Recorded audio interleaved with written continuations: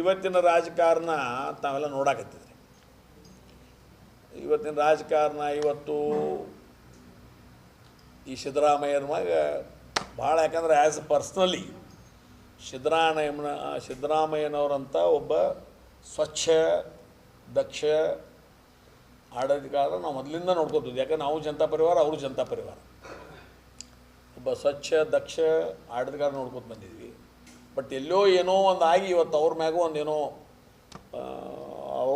ಏನೋ ಗೂಬೆ ಬಂದದ. ಅದು ಖರೆ ಸತ್ಯ ಅನ್ನೋದ್ರ ಬಗ್ಗೆ ಇನ್ನೂ ನಿರ್ಣಯ ಆಗಬೇಕು. ಅಷ್ಟೆಲ್ಲ ಮಾಡುವಷ್ಟರೊಳಗೆ JDSದಾಗೂ ನಾವಿದ್ದವರು. ಆಡ ಮುಟ್ಟದ ಗಿಡವಿಲ್ಲ, ಕತ್ತಿ ಸಹೋದರರು ಹೋಗದ ಪಕ್ಷವಿಲ್ಲ. ಹಂಗೆ ನಾವು ಎಲ್ಲ ಕಡೆ ಹೋಗಿ ಬಂದೆವು. ಆದರೆ ಏನಾಗೈತೆ ರೀ, ಈಗ ನೀವು ಕೇಳಿದಂಗೆ ಈಗಿನ ರಾಜಕಾರಣ ಹಿಂದಿನ ರಾಜಕಾರಣಕ್ಕೆ ನಾವು ತುಲನಾತ್ಮಕವಾಗಿ ವಿಚಾರ ಮಾಡಿ ನೋಡಿದಾಗ ನನ್ನ ಸಮಕಾಲೀನವರು ಎಲ್ಲ ನಮ್ಮ ಜೊತೆ ಅದಾರಿಗೆ. ಅದನ್ನು ಸ್ವಲ್ಪ ನಾವು ಹೊಂದಾಣಿಕೆ ಮಾಡಿ ನೋಡಿದಾಗ ಆವತ್ತು ರಾಜಕಾರಣದ ಒಂದು ವ್ಯಾಖ್ಯಾನನೇ ಬೇರೆ ಇತ್ತು, ಇವತ್ತಿನ ರಾಜಕಾರಣದ ಒಂದು ವ್ಯಾಖ್ಯಾನನೇ ಬೇರೆ ಅದ.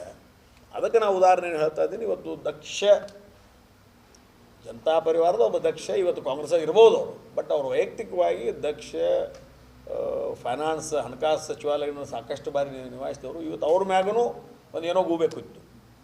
ಮಾಜಿ ಮುಖ್ಯಮಂತ್ರಿ ಹೇಳಿದ JDS ಕುಮಾರಸ್ವಾಮಿ ಅವರು ದಕ್ಷ ಎಲ್ಲನೂ ಹೋದ್ರು, ಬಟ್ ಅವ್ರ ಮ್ಯಾಗೂ ಎಲ್ಲಿಂದೋ ಬಂದು ಗೂಬೆ ಕುಂತದ. ಈಗ ನಮ್ಮ ಪಕ್ಷದ ಹಿರಿಯ ಹೋರಾಟಗಾರರಾಗಿರ್ತಕ್ಕಂಥ ಯಡಿಯೂರಪ್ಪನವರು ಸ್ವಚ್ಛ ದಕ್ಷ ಸೈಕಲ್ ಮ್ಯಾಗ ತಿರುಗಾಡಿ ಪಕ್ಷ ಸಂಘಟಿಸಿ ಗ್ರಾಮ ಪಂಚಾಯತಿಂದ ಮುಖ್ಯಮಂತ್ರಿವರೆಗೆ ಒಂದು ಯಾತ್ರೆಯನ್ನು ಪೂರ್ಣ ಮಾಡಿದರು. ಕರೆಗೆ ಅವ್ರಿಗೂ ಇವತ್ತು ಕಳಂಕವನ್ನು ಅಂಟಿಸುವಂಥ ಒಂದು ಪ್ರಯತ್ನವನ್ನು ಮಾಡಿ.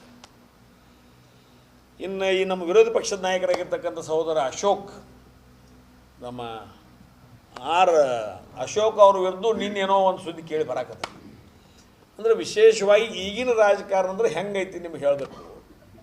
ಯಾರೂ ತಾವು ಬೆಳಿಬೇಕಂತ ಪ್ರಯತ್ನ ಮಾಡಾಕತ್ತಿಲ್ಲ. ಯಾರು ಬೆಳೆದಾರ ಅವ್ರನ್ನ ಕಟ್ ಮಾಡಿದ್ರೆ ವಿಷಯ ಮುಗೀತು. ಈಗ ಎರಡು ಗೆರೆ ಇರ್ತಾವೆ. ನಿಮ್ಮದು ಸ್ಪರ್ಧಾತ್ಮಕವಾಗಿರ್ತಕ್ಕಂಥ ರಾಜಕಾರಣ ಇದ್ರೆ ನೀವು ಬೆಳಕ್ಕೆ ಪ್ರಯತ್ನ ಮಾಡಿರಿ, ಇವನಕ್ಕಿಂತ ಹೆಚ್ಚು ನೀವು ಬೆಳಕ್ಕೆ ಪ್ರಯತ್ನ ಮಾಡಿರಿ. ಈಗ ಇಷ್ಟ ಇರ್ತೀರಿ, ಇಲ್ಲೇ ಇರೋದಪ್ಪ ನನಗೇನು ಬೆಳೋ ಪ್ರಯತ್ನ ಇಲ್ಲ, ಇದನ್ನ ಕಟ್ ಮಾಡಿಬಿಡಾಕತ್ತಾರೆ.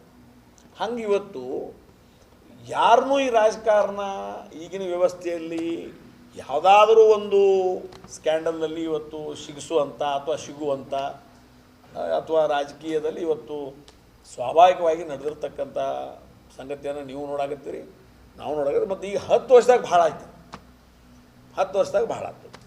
ಮತ್ತು ಯಾರೋ ಏನೇ ಹೇಳಿ, ಯಾವುದೇ ಪಕ್ಷದವ್ರು ಏನೇ ಹೇಳಿ, ಕಾಂಗ್ರೆಸ್ ಇರ್ಬೋದು, BJP ಇರ್ಬೋದು, JDS ಇರ್ಬೋದು, ಇನ್ನೊಂದಿರ್ಬೋದು, ಮತ್ತೊಂದಿರ್ಬೋದು, ಇವತ್ತು ಸಂಪೂರ್ಣವಾಗಿ ಜಾತಿಮಯವಾಗಿರ್ತಕ್ಕಂಥ ರಾಜಕಾರಣ ಇವತ್ತು ಬಂದದ.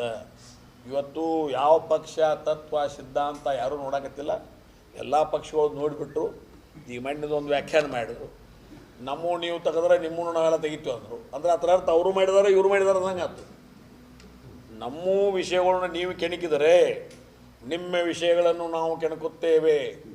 ಇಟ್ ಮೀನ್ಸ್ ಅವ್ರು ರೂಲಿಂಗ್ದಾಗಿದ್ದಾಗ ಅವ್ರು ಮಾಡಿದ್ದನ್ನು ಇವ್ರು ಒಪ್ಕೊಂಡಾರ. ಈಗ ಅವ್ರು ರೂಲಿಂಗ್ದಾಗ ಬಂದಾರ, ಇವ್ರು ಅಪೋಸಿಷನ್ದಾಗ ಅದಾರ, ಅವ್ರು ಮಾಡಿದ್ದನ್ನು ಇವ್ರು ಒಪ್ಕೊಳಕತ್ತಾರೆ. ಅಂದರೆ ಒಟ್ಟು ನಾವು ಏನು ಮಾಡ್ತೀವಿ ಮಾಡ್ಕೊತ ಹೋಗ್ತೀವಿ, ಅಂಡರ್ಸ್ಟ್ಯಾಂಡಿಂಗ್ ಮ್ಯಾಗ ಮಾಡ್ಕೊತ ಹೋಗ್ತೀವಿ, ನೀವು ಜಗತ್ತೆಲ್ಲ ನೋಡ್ಕೊತಿರ್ಲಿ ಅನ್ನೋಂಥ ಲೆಕ್ಕದಾಗ ಅದಾರ. ಇನ್ನು ಈ ಸಂದರ್ಭದಾಗ ರಾಜಕಾರಣ ಮಾಡಬೇಕು ಮಾಡಬಾರ್ದು ಅನ್ನೋದು ವಿಚಾರ ಮಾಡುವಂಥ ಒಂದು ಪರಿಸ್ಥಿತಿ ನನಗೆ ವೈಯಕ್ತಿಕವಾಗಿ ನನ್ನ ಮುಂದೆ ಐತಿ. ಅದನ್ನು ಹಿರಿಯರ ಜೊತೆ ಏನೋ ಚರ್ಚೆ ಮಾಡಿ ಅದ್ರ ಬಗ್ಗೆ ತೀರ್ಮಾನ ತಾಲೂಕಿನ ಜನ, ಯಾಕಂದ್ರೆ ಇದನ್ನೆಲ್ಲ ಇಷ್ಟೆಲ್ಲ ದಿವಸ ನಾವೆಲ್ಲ ಅಣ್ಣ ತಮ್ಮ ಬೆಳಿಬೇಕಾದ್ರೆ ನನ್ನ ತಾಲೂಕಿನ ಜನ ಇವತ್ತು ಅದಕ್ಕೆಲ್ಲ ಕಾರಣೀಭೂತರು. ನಾವೆಲ್ಲ ಚರ್ಚೆ ಮಾಡೋದ್ರ ಮುಖಾಂತರ ಏನು ಮಾಡಬೇಕು, ಹೆಂಗೆ ಮಾಡಬೇಕು ಅದು ಮಾಡಿ ಹಿರಿಯರು ಇನ್ನೂ ಅದಾರ. ನಮ್ಮ ಎಲ್ಲ ಪಕ್ಷದಾಗ ನಮ್ಮ ಹಿರಿಯರು ಅದಾರ. ಅವ್ರನ್ನೂ ಕೇಳಿ ಸಲಹೆ ಸೂಚನೆ ಕೇಳಿ ಮುಂದೆ ಹೆಂಗೆ ಕತ್ತಿ ಕುಟುಂಬ ಹೆಂಗೆ ಯಾವ ರೀತಿ ಮುಂದುವರಿಬೇಕು ಅನ್ನೋದ್ರ ಬಗ್ಗೆ ನಿರ್ಣಯ ನಾವು ಮಾಡ್ತೀವಿ. ಮತ್ತು ಯಾವುದಕ್ಕೂ ಇವತ್ತು ಕತ್ತಿ ಕುಟುಂಬ ರಾಜಕಾರಣದಾಗಿದ್ರೂ ತಮ್ಮ ಸೇವೆಗೆ ಸದಾ ಬದ್ಧವಾಗೈತಿ. ರಾಜಕಾರಣದಾಗ ನಾವು ಇಲ್ಲದೆ ಹೋದ್ರೂ ನಾವು ಸದಾ ಸೇವೆಗೆ ಬದ್ಧರಾಗಿದ್ದೀವಿ. ಮತ್ತು ನಮ್ಗೆ ರಾಜಕಾರಣದಾಗ ಭಾಳ ಆಸಕ್ತಿ ಇಲ್ಲ, ಸಮಾಜಕಾರಣದಾಗ ಆಸಕ್ತಿ ಇದೆ. ಎಲ್ಲರೂ ತಪ್ಪಾಕತ್ತಿದ್ರೆ ತಿಳಿಸಿ ಹೇಳಬೇಕು. ಸಮಾಜದಲ್ಲಿ ಒಂದು ತಿಳಿಯಾಗಿರ್ತಕ್ಕಂಥ ವಾತಾವರಣ ಇರಬೇಕು. ಮತ್ತು ಸಮಾಜ ಬೆಳೆದಾಗ ನಾವು ಬೆಳೆದ ಜೊತೆಗೆ ಸಮಾಜವನ್ನು ಬೆಳೆಸಬೇಕು. ಈ ರಾಜಕಾರಣಕ್ಕಿಂತ ಸಮಾಜಕಾರಣ ಮಾಡುವಲ್ಲಿ ಹೆಚ್ಚಿನ ಆಸಕ್ತಿ ಐತಿ. ಆ ನಿಟ್ಟಿನಲ್ಲಿ ಮುಂದಿನ ನಿರ್ಮಾಣದಲ್ಲಿ ಎಲ್ಲ ಚರ್ಚೆ ಮಾಡಿ ನಿರ್ಣಯ ಮಾಡ್ತೀನಿ ಮಾತನ್ನು ಹೇಳ್ತೀನಿ.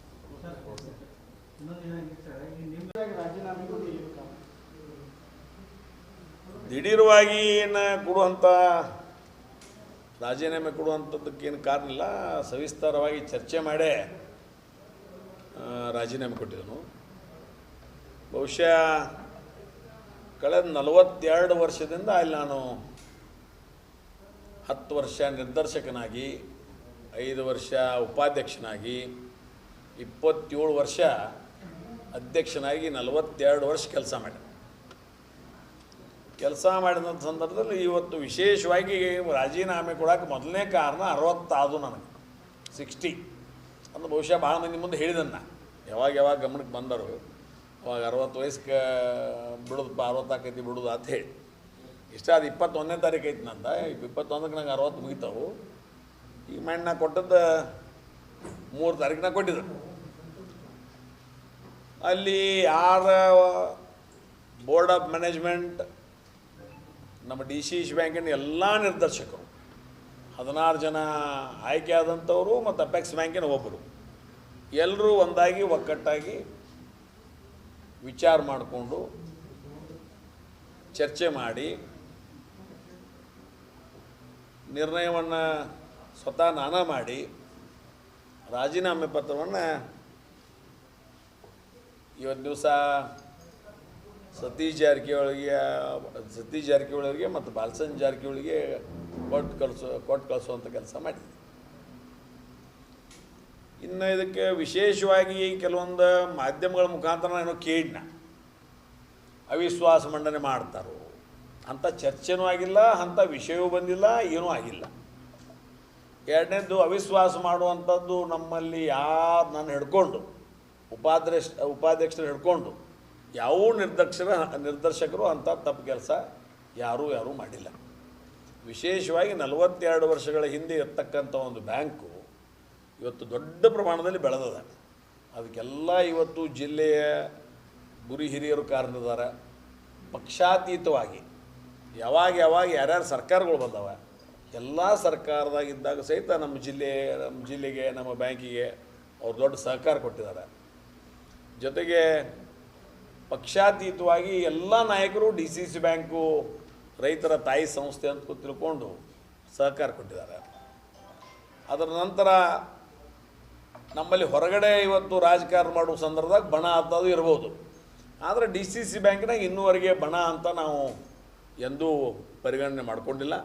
ವಿಶೇಷವಾಗಿ ಅಲ್ಲಿ ನಾವು ಜನತಾ ಪರಿವಾರದಿಂದ 4 ಜನ ಇದ್ವಿ, BJPಯಿಂದ ಒಬ್ಬೊಬ್ಬರು ಇದ್ದರು, ಮಹಾರಾಷ್ಟ್ರ ಏಕೀಕರಣ ಸಮಿತಿಯಿಂದ ಅರವಿಂದ್ ಪಾಟೀಲ್ ಅದ, ಕಾಂಗ್ರೆಸ್ದಿಂದ ಅಪಾಸವನ ಕುಲಗೋಡಿ ಅವರು, ಅಂದರೆ ಅನೇಕ ಜನ ಇದ್ದೀವಿ.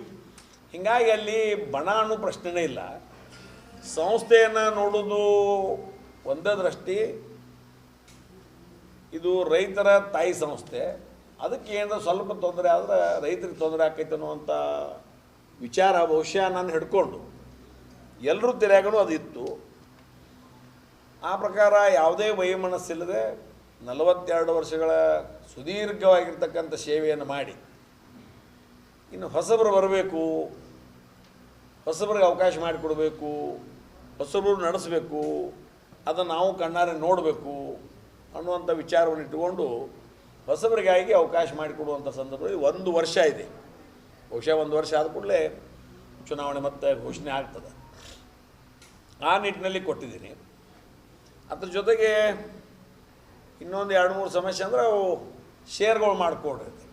ಅಂದರೆ ಮೊದಲು ಉದಾಹರಣೆಗೆ ಹೇಳ್ಬೇಕಂದ್ರೆ ಮೊದಲು ನಮ್ಮ ಜಿಲ್ಲೆಯಲ್ಲಿ ಒಟ್ಟು 16 ನಿರ್ದೇಶಕರು, 16 ನಿರ್ದೇಶಕರಾಗಿ ಇವತ್ತು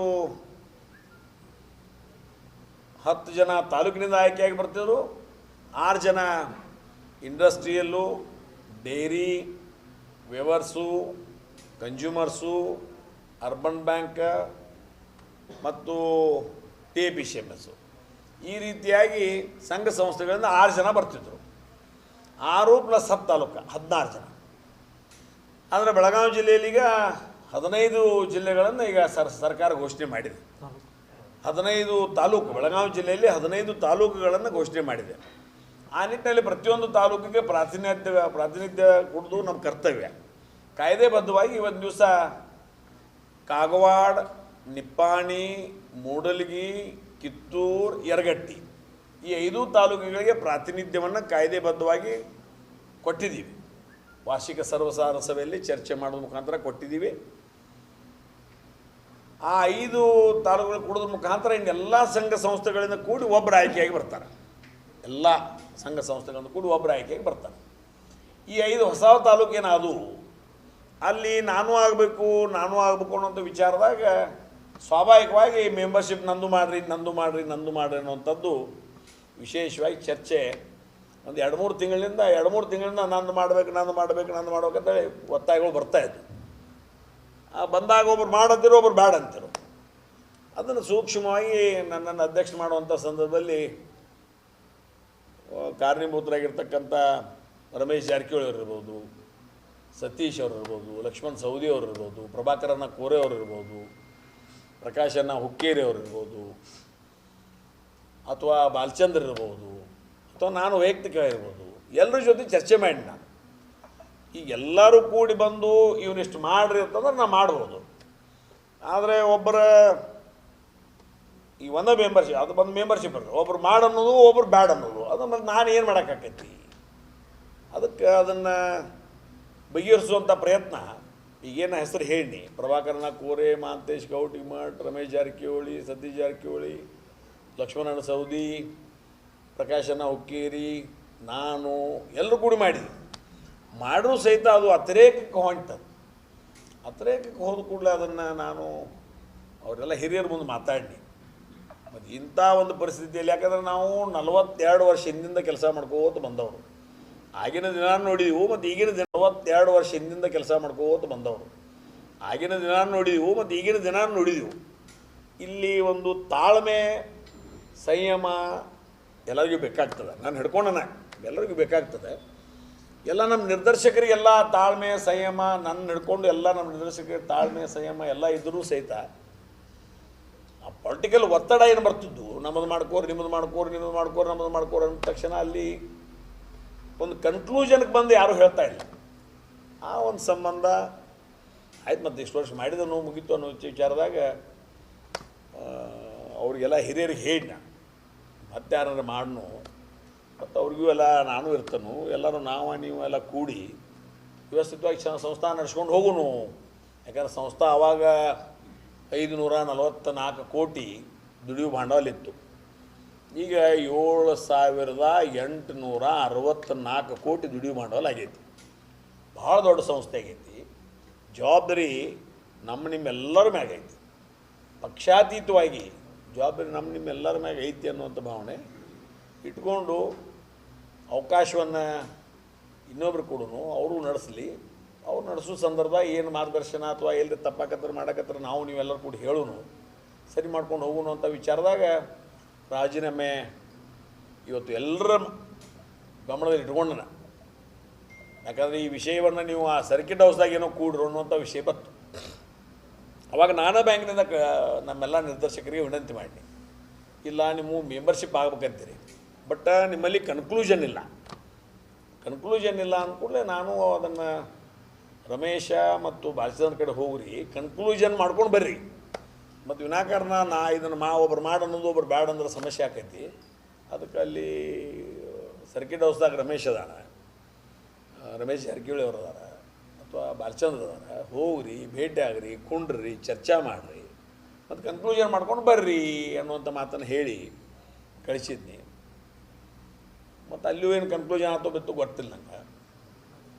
ಅದರ ನಂತರ ಕನ್ಕ್ಲೂಷನ್ ಆಗ್ತಾ ಇಲ್ಲ ಅನ್ನುವಂಥ ಮಾಹಿತಿ ಬಂತು ನನಗೆ.